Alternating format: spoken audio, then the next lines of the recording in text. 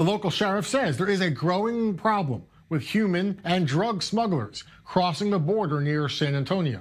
Joining me in studio to break this down is our senior international affairs correspondent, Owen Alterman. Owen, the First Lady has long shied away from the public spotlight. Not in this case. Did she, in fact, publicly break with her husband's policy of zero tolerance enforcement? Is she saying her husband's policy is cruel? No, she was pretty careful not to do that, Jeff. What she basically said is what the president himself has said, which is that this is a terrible policy, but it's the Democrats' fault. Or as she put it, both sides' fault, and both sides need to come together and find a fix. It's really quite similar to what President Donald Trump has said, even if you want to read between the lines and suspect that she had a different motive. It's not there in that comment itself. The White House seems to have mixed messaging on this. You mentioned Trump saying it's not my policy, it's largely because of the Democrats. That's not what his attorney general says. His attorney general says this is the White House policy and it is a defendable policy. So does the right hand know what the left hand is doing here? Right, and senior advisor Stephen Miller, thought to be behind this policy, a longtime immigration hardliner, might have a different message too.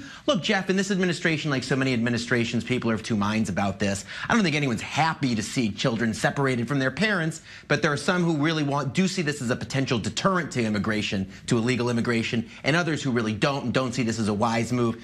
I think that the end of the day, the administration will have to back down and find a way down from the tree on this, but that ladder down from the tree might include concessions from the other side, concessions from Democrats on immigration to allow the president to save face. And I think even in the short term, let alone the medium or long term, I think the goalposts are moving, to borrow that metaphor from American football. The goalposts are moving on the immigration debate, whether it be in the United States or what's going on right now in Europe with a migrant ship that's just docked in Spain with 600 people aboard, or even here in Israel, that the goalposts are shifting on immigration policy. Governments are starting to take a hard line because of public pressure.